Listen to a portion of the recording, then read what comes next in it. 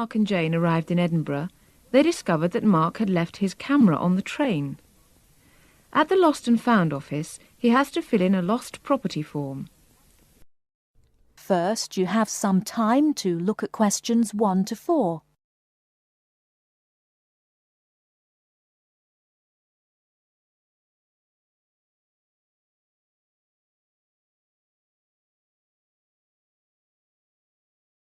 Now we shall begin. You should answer the questions as you listen, because you will not hear the recording a second time. Listen carefully and answer questions 1 to 4. Good evening, sir. Can I help you? Yeah, I think I left my camera on the train from London early today. Did you, sir? Oh, well. In that case, we'd better fill in a lost property form. Can you tell me your name? Yeah, it's Mark Adams. Okay. Your address? You mean in Britain or in the States? How long are you staying? Oh, I've still got a few months in Britain. Okay, then. Can you give me your address here? Right. It's 21 Thames Drive, Leigh-on-Sea. That's Leigh on Sea, Essex.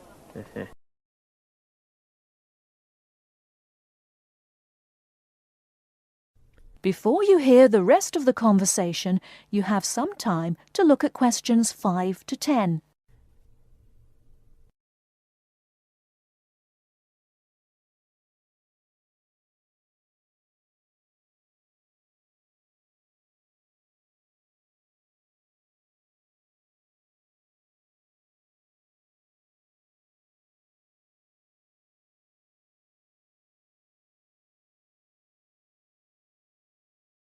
Now listen and answer questions 5 to 10. Do you want the phone number? Yes, I'd better have that. Okay, 0702 35211. Thanks. And you say it was a camera. What make and model? It's a Ricoh. Ricoh. How do you spell that? Ricoh. Okay, got that. Now, you say it was the London train. What time did it arrive in Edinburgh? At 4:55 this afternoon. Exactly on time. Well then, if we find it, sir, shall we phone you? No, I think I'll drop in the day after tomorrow to check up. Right you are, sir. We'll do our best.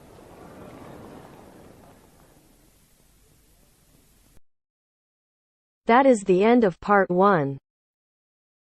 You now have half a minute to check your answers.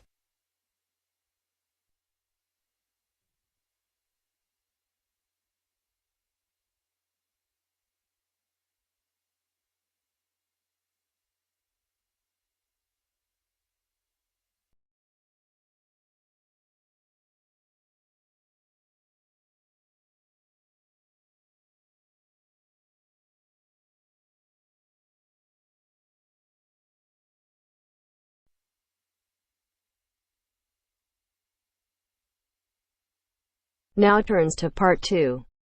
Part 2. You are going to hear the director of the Leadership Council give his welcome address at a convention. First, you have some time to look at questions 11 to 15.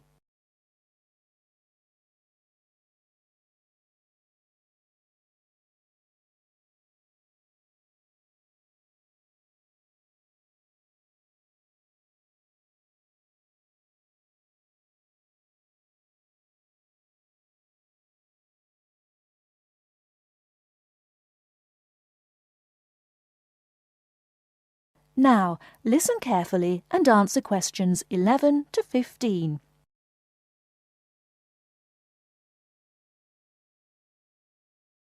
Ladies and gentlemen, can I have your attention, please? Please find your seats. Snacks will be available all day long. Thank you. Allow me to first introduce myself. I am Joe Steinke, Director of the Leadership Council. On behalf of the Organizing Committee for the 8th Annual Leadership Conference, I welcome you all to San Dimas, California, for a special session on postmodern solutions. We have people attending from as far away as Toronto, New York, and even the Bahamas. Frankly, I wish we had gone to you there. But we're very glad you're all here. Let me say further that this will be our largest conference yet. Registrations have far surpassed our expectations. For the first 3 days, we will be hosting more than 325 participants for lectures and workshops. Another 100 will be joining us for our final 2 days and culminating session on Friday evening. We also have a larger selection of seminars than ever, a total of 32. Because we know that you all will want to attend a few special sessions, we will repeat key seminars each day, so there will actually be 38 sessions. I'm sure you will all be pleased with the content and the quality of speakers.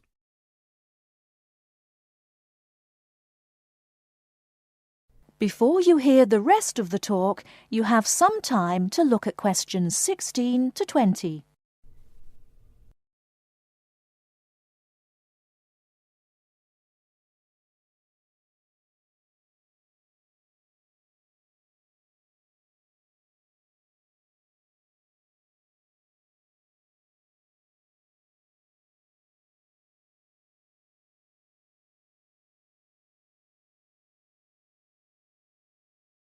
Now listen and answer questions 16 to 20.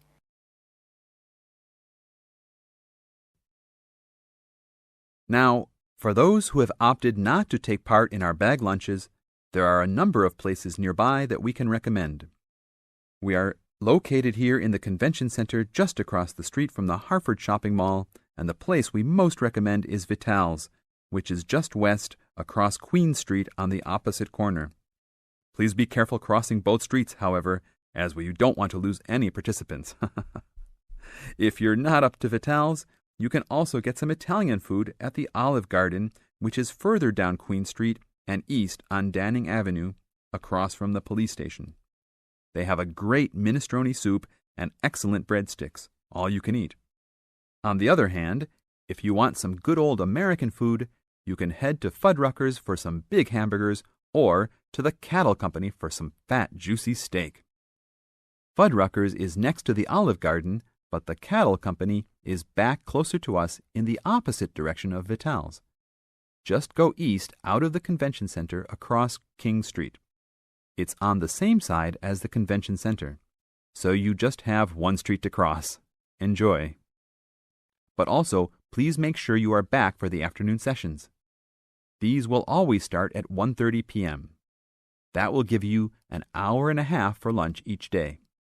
Sessions will be over each day at 5:30. Now, regarding the schedules we've printed out, there have been a couple of last-minute changes. The session titled New Leadership Strategies will no longer be held in Seminar Room 1, but in the main ballroom. This session has garnered much praise and is highly recommended to all, hence the change to a larger room. Another session has been canceled. That session was titled Leading by Serving, and it was scheduled for Daniel's room. The speaker for that session, Dr. Mark Green, had to return home for some urgent health situation. We wish the best to Dr. Green and that all is fine with his family. Finally, the session titled Using the Arts and Media has been changed to the second lounge room, Lounge 2. Please show up promptly for sessions and sit towards the front of each room so that all seats can be utilized. Also, turn off all pagers, beepers, and cell phones. Drinks and snacks will be provided outside each room, but please be careful at your tables. Enjoy the conference. That is the end of part 2. You now have half a minute to check your answers.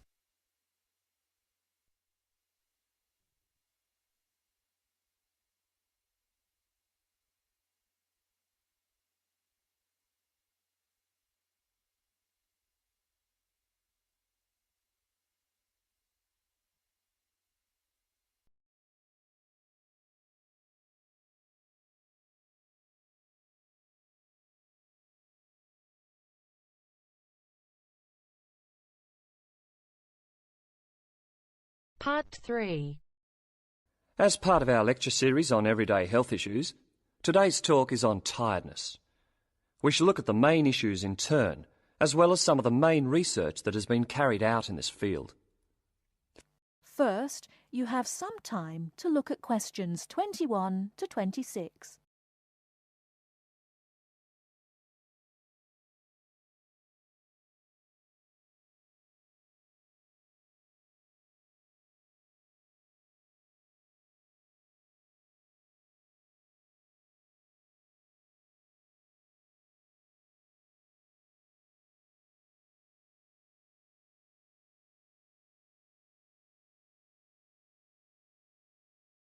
Now listen carefully and answer questions 21 to 26.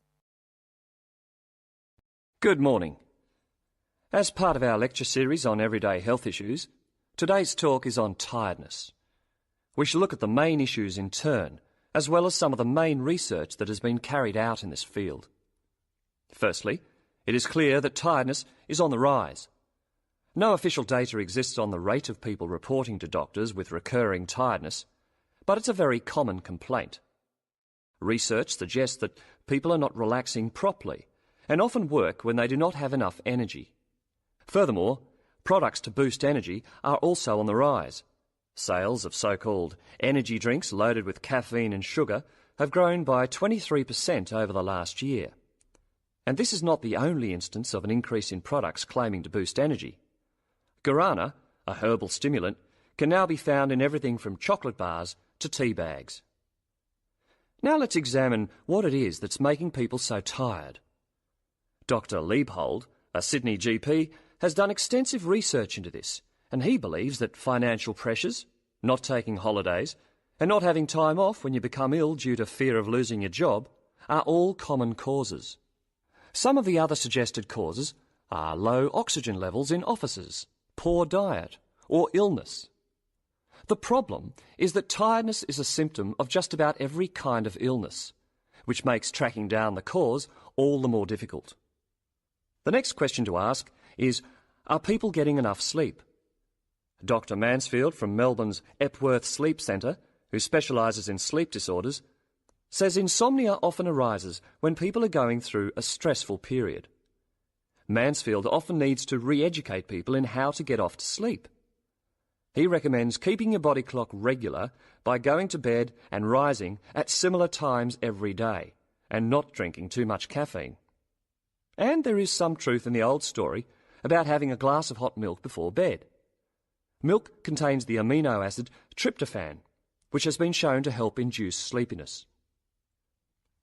Turning to the question of why we need sleep, researchers are still trying to answer this fundamental question.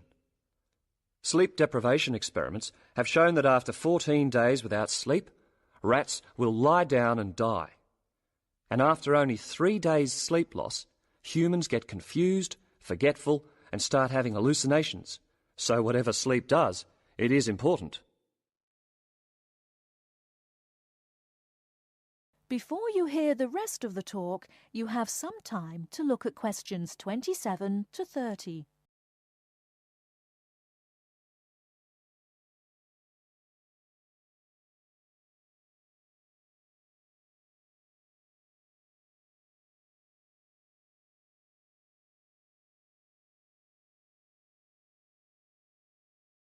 Now listen and answer questions 27 to 30.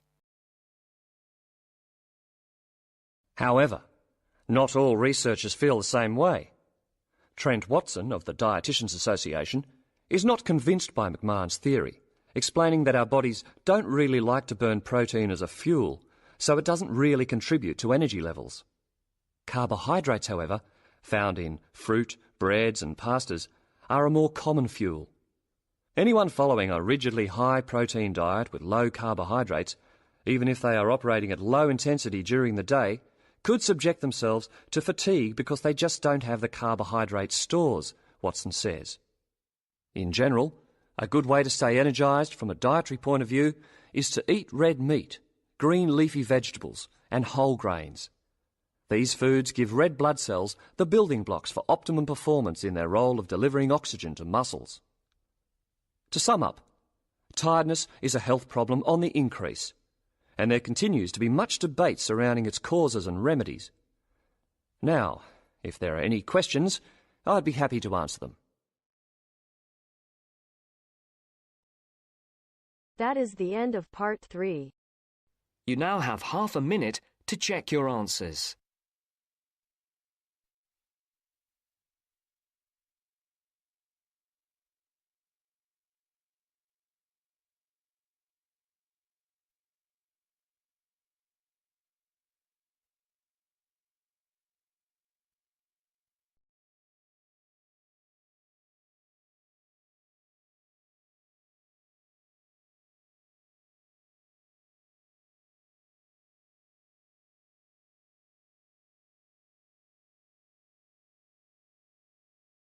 Now turns to part 4. Part 4. You'll hear a teacher talking about several British art galleries. First, you have some time to look at questions 31 to 33.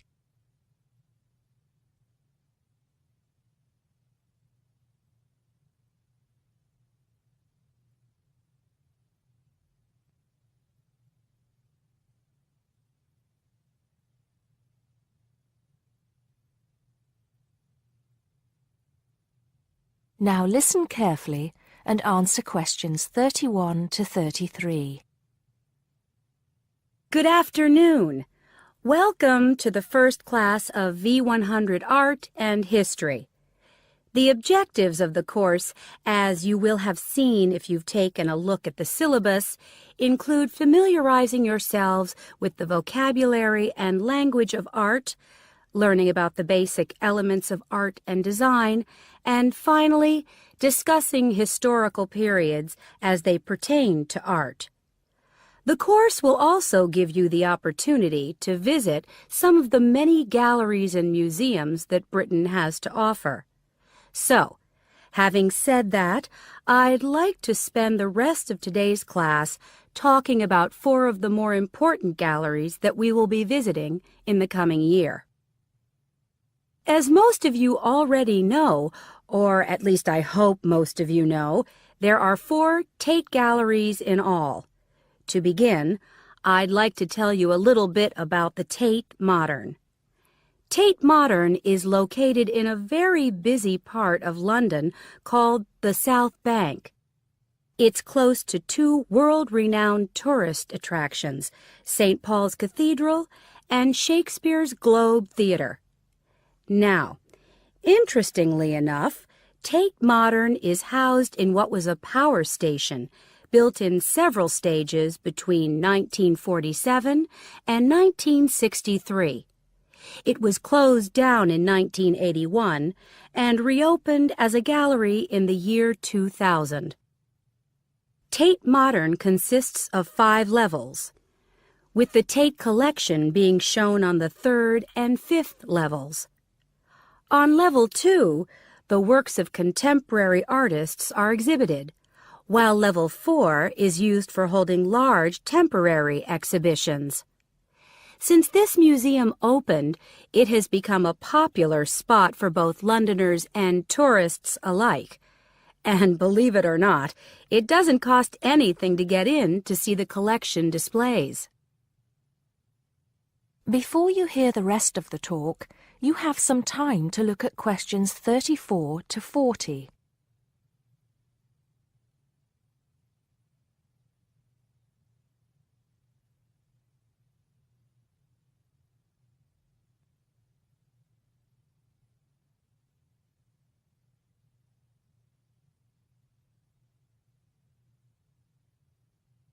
Now listen and answer questions 34 to 40. Now, the second gallery I'd like to talk about is Tate St. Ives, which is in Cornwall. It was built on the site of a gasworks, and it overlooks Porthmeor Beach. Tate St. Ives is housed in a 3-story building that was designed by the architects Evans and Shalliff. It was established in 1993, 7 years before Tate Modern was opened, and the gallery exhibits the works of modern British artists, including members of the St. Ives School, a group of artists living and working in the area from the 30s onwards. In later lectures, we'll be looking at the work of some of the artists who belong to that group and the ways in which they influenced each other. Okay, am I going too fast for any of you? No? Good. Next, I want to talk about Tate Britain, which is a gorgeous gallery situated right in the heart of Westminster. Tate Britain was the first of the 4 Tate galleries to open, and it was established in 1897.